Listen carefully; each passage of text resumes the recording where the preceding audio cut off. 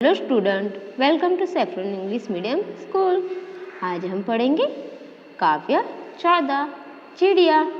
प्रस्तुत कविता में कवि ने पक्षी के माध्यम से मनुष्य को ईर्ष्या व द्वेष को त्याग कर परस्पर प्रेम का संदेश दिया है।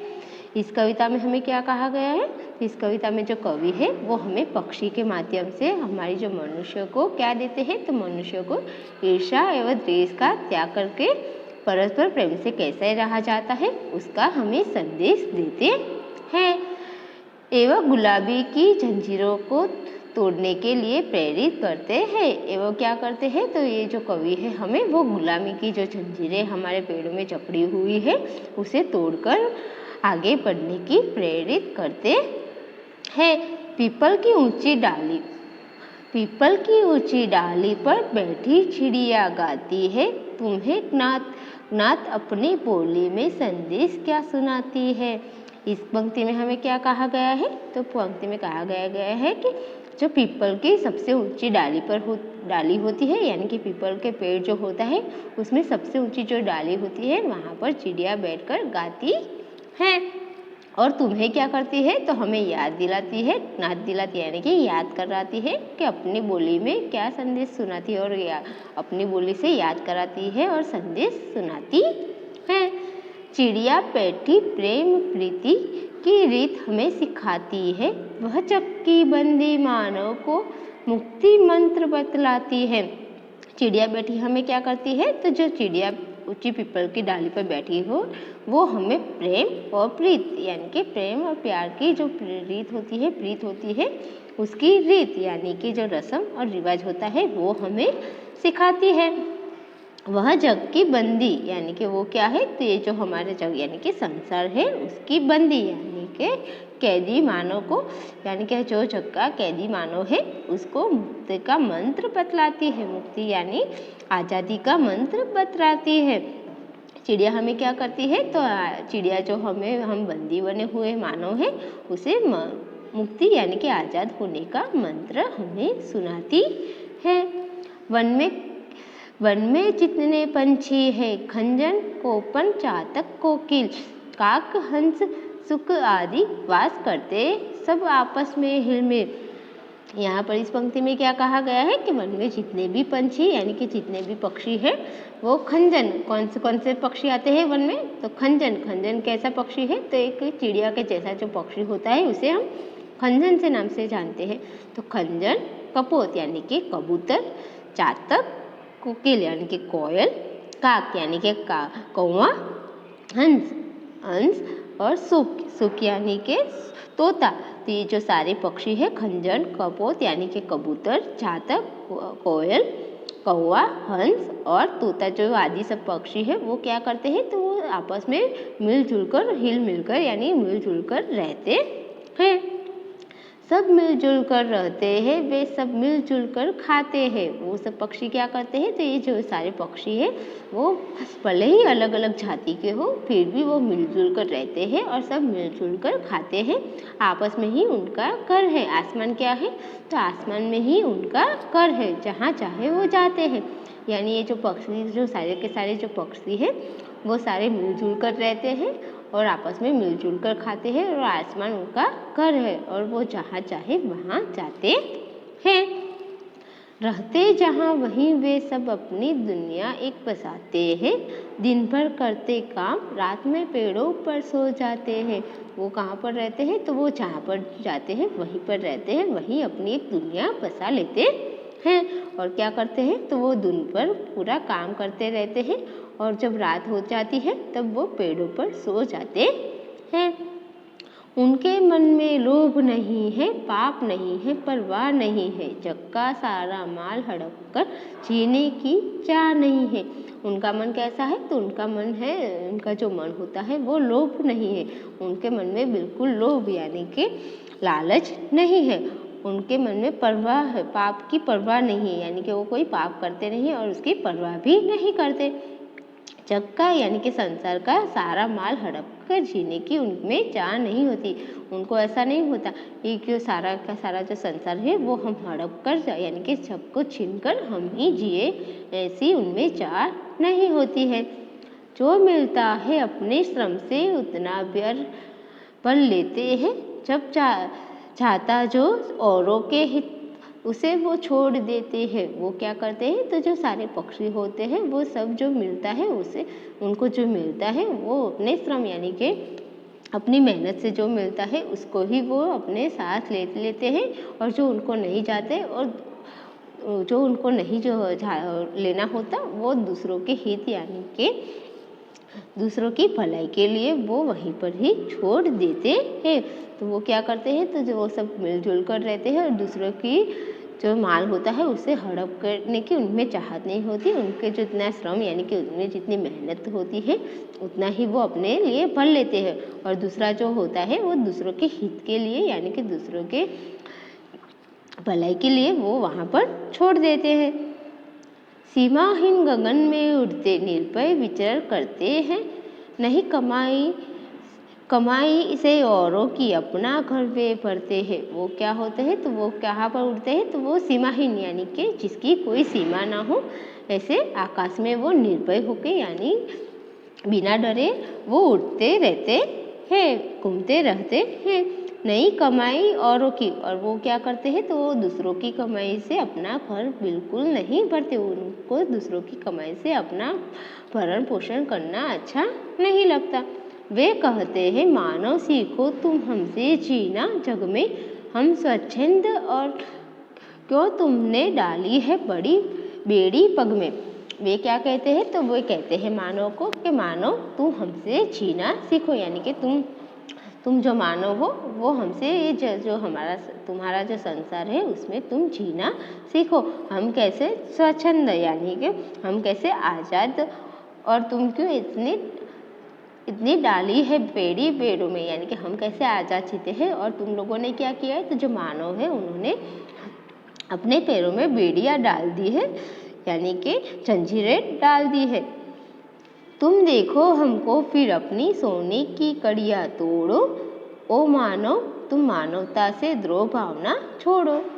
और वो पक्षी क्या कहते हैं कि तुम देखो हमको यानी कि तुम सब हमें पक्षियों को देखो कि हम फिर अपनी जो सोने की जो कड़ियाँ यानी कि जो सोने की बेड़ियाँ डाली हुई है उसे तुम तोड़ो। ओ मानव तुम मानवता से, और क्या करो कि ये मानव तुम मानव हो ऐसा मानवता हो, आप में मानवता हो ऐसा द्रोह यानी कि द्वेष, तुम द्वेष की जो भावना तुम में है वो तुम्हें छोड़नी होगी। पीपल की डाली पर बैठी चिड़िया यही सुनाती है, बैठी घर पर हमें चिकित कर गाकर फिर उड़ जाती है। पीपल की डाल पर बैठी चिड़िया क्या करती है, तो वो हमें गाकर सुनाती है कि कैसे हम निर्भय होकर आकाश में उड़ते रहते हैं और कैसे हम आज़ादी से और मिलजुल कर रहते हैं। वो मानव तुम्हें भी ऐसे ही हमारे जैसे जीना चाहिए और मानवता से द्रोह की भावना छोड़कर हम जैसा जीना चाहिए। हम जहाँ कड़ी पर बैठते हैं वहीं पर वो कड़ी पर बैठकर हमें चकित कर वो गाकर फिर वहीं से उड़ जाती है। तो यहाँ पर कवि जो है हमें चिड़ियों के माध्यम से हमें कैसा जीवन जीना चाहिए वो हमें यहाँ पर सिखलाते हैं। अब हम आगे पढ़ेंगे हमारे काव्य के शब्द के अर्थ। हमारे काव्य में कुछ ऐसे शब्द हैं जिनके अर्थ हम यहाँ पर पढ़ेंगे। तो प्रीति का अर्थ होगा प्यार, रीति तो रस्म रिवाज, बंदी तो कैदी, मुक्ति का अर्थ होगा आज़ादी, कपोत यानी कि कबूतर, कोकिल तो कोयल, काक तो कौवा, सूप तो तोता, लाभ तो लालच, श्रम तो मेहनत, हित तो भलाई, निर्भय तो बिना डर के, विचरण यानी कि घूमना, स्वच्छंद तो आज़ाद, बेड़ी तो जंजीर, द्रोह तो वैर द्वेष। ये जो सारे शब्द के अर्थ है वो हमारे इस काव्य में हमें जो शब्द कुछ ऐसे शब्द है जिसके अर्थ हमें यहाँ पर बताए गए हैं। तो हमारे शब्द के अर्थ कौन से हैं, तो प्रीति का अर्थ होगा प्यार, रीति का रस्म रिवाज, बंदी का कैदी, मुक्ति का आज़ादी, कपोत का कबूतर, कोकिल का कोयल, काक तो कौवा, सुख तो तोता, लोभ तो लालच, श्रम तो मेहनत, हित तो भलाई, निर्भय तो बिना डर के, विचरण यानी कि घूमना, स्वच्छंद तो आज़ादी, बेड़ी तो जंजीर, द्रोह तो वैर द्वेष। ये सब सारे शब्द के अर्थ हमने यहाँ पर पढ़ लिए। अब आगे हम पढ़ेंगे अभ्यास। उसमें सबसे पहले आएगा पाठ से, उसमें है मौखिक। तो उसमें क्या पूछा गया है कि चिड़िया कहाँ बैठकर गाती है। तो यहाँ पर क्या आएगा कि चिड़िया जो है वो कहाँ बैठकर गाती है। तो उसका उत्तर आएगा कि चिड़िया पीपल की ऊंची डाली पर बैठकर गाती है। इसका उत्तर क्या आएगा कि चिड़िया जो है वो पीपल की ऊंची डाली पर बैठकर गाती है। ख, पक्षी रात को कहाँ सोते हैं। तो उसका उत्तर आएगा कि पक्षी रात को पेड़ों पर सोते हैं। क्या आएगा उत्तर कि पक्षी जो है वो रात को पेड़ों पर सोते हैं। ग, अपना पेट भरने के बाद जो बच जाता है पक्षी उसका क्या करते हैं। तो उसका उत्तर आएगा कि अपना पेट भरने के बाद जो बच जाता है पक्षी उसका औरों के हित के लिए छोड़ देते हैं। ग, पक्षी आकाश में कैसे उड़ते हैं। तो उसका उत्तर आएगा कि पक्षी आकाश में निर्भय होकर विचरण करते हैं, यानी कि उड़ते हैं। अब आगे हम पढ़ेंगे लिखित। लिखित में आएगा प्रश्न नंबर 1। इन प्रश्नों के उत्तर लिखिए। यहाँ पर हमें क्या करना है। तो यहाँ पर भी हमें प्रश्नों के उत्तर देने हैं। तो पहला प्रश्न हमारा है चिड़िया मनुष्य को क्या सिखाती है। तो क्या आएगा उत्तर। तो उसका उत्तर आएगा कि चिड़िया मनुष्य को जीना सिखाती है। क्या आएगा उत्तर। तो जो चिड़िया है वो मनुष्य को जीना सिखाती है। ख, पक्षियों का जीवन कैसा होता है। तो उसका उत्तर आएगा कि पक्षियों का जीवन स्वच्छंद यानी कि आज़ाद होता है। पक्षियों का जीवन कैसा होता है। तो पक्षियों का जीवन स्वच्छंद यानी कि आज़ाद होता है। पक्षी मनुष्य को क्या कहते हैं। तो उसका उत्तर आएगा कि पक्षी मनुष्य को कहते हैं कि मानो तुम मानवता से द्रोह भावना छोड़ो। क, पक्षियों से हमें क्या सीख मिलती है। तो पक्षियों से हमें क्या सीख मिलती है। तो पक्षियों से हमें सीख मिलती है कि परस्पर प्रेम से हमें आपस में मिलजुल कर रहना चाहिए। प्रश्न नंबर 2, सही मिलान करके कविता की पंक्तियों को पूरा कीजिए। यहाँ पर हमें क्या कहा गया है। तो यहाँ पर हमें कविता की पंक्तियाँ दी गई है। तो एक तरफ हमें कविता की पंक्तियाँ दी गई है और दूसरी ओर उसी पंक्ति का दूसरा हिस्सा दिया गया है, जिसे हमें सही में जोड़कर यहाँ पर लिखना है। तो पहला क्या है। तो क है चिड़िया बैठी प्रेम प्रीति की। ख है आसमान की उनका घर है। नहीं कमाई से औरों की, वो मानव तुम मानवता से बैठ घड़ी पर हमें चिकित कर। तो दूसरी तरफ है अपना घर वे भरते हैं, द्रोह भावना को छोड़ो। गाकर फिर उड़ जाती है, रीत हमें सिखलाती है, जहाँ चाहे जाती है। इन दोनों तरफ जो हमें कविता की पंक्तियाँ दिया गई है उन्हें हमें छोड़ना है। तो पहला क्या है कि चिड़िया बैठी रीत की। तो उस पर क्या आएगा कि रीत हमें सिखाती है। आसमान ही उनका घर है, जहाँ चाहे वो जाती है। तो यहाँ पर हमें आएगा जहाँ चाहते हैं वहाँ जाती है। नई कमाई औरों की, अपना घर वे भरते हैं। ओ मानो तुम मानवता से द्रोह भावना छोड़ो। बैठी घड़ी पर हमें चिकित कर, गाकर फिर उड़ जाती है। तो इसी तरह से हमें सही काव्यिक पंक्तियाँ जोड़नी है। तो चिड़िया बैठी प्रीति की आएगा, जहाँ चाहे वो जाते हैं। आसमान ही उनका घर है, जहाँ चाहे वो वहाँ जाते हैं। नई कमाई औरों की, अपना घर वे भरते हैं। ओ मानो तुम मानवता से द्रोह भावना छोड़ो। बैठ घड़ी पर चिकित कर, गाकर फिर वो उड़ जाती है। तो इसी तरह से हमें सही पंक्तियों का मिलन यानी कि जोड़ना है। अब आगे हम पढ़ेंगे व्याकरण से। तो व्याकरण में आएगा प्रश्न नंबर 1, श्रुत लेख के लिए शब्द यानी कि सुंदर लेखन के लिए हमें यहाँ कुछ शब्द दिए गए हैं। तो वो कौन से शब्द हैं। तो उसमें आएगा प्रीति, मुक्ति, परवाह, श्रम, सीमाहीन, निर्भय, विचरण, स्वच्छंद, द्रोह, चकित। ये जो सारे शब्द हैं वो हमें लिखने और पढ़ने दोनों हैं।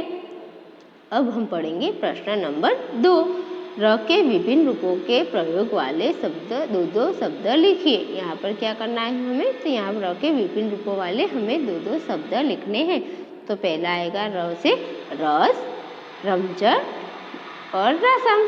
और ऊपर जो हमारा र की मात्रा होती है उसमें आएगा सर, धर्म, गर्व। इसी प्रकार से हमें सारे शब्द लिखने हैं। उसके बाद आएगा प्रगति, प्रकाश, प्रणाम। और ड्र से आएगा ड्रम, ड्रामा, ड्राइवर। इसी प्रकार से हमें र की मात्रा वाले रूपों के प्रयोग वाले शब्द हमें यहाँ पर लिखने हैं। ये जो सारे शब्द है हमारे र के रूपों वाले शब्द है। तो र से रसम, रमजट, रसम।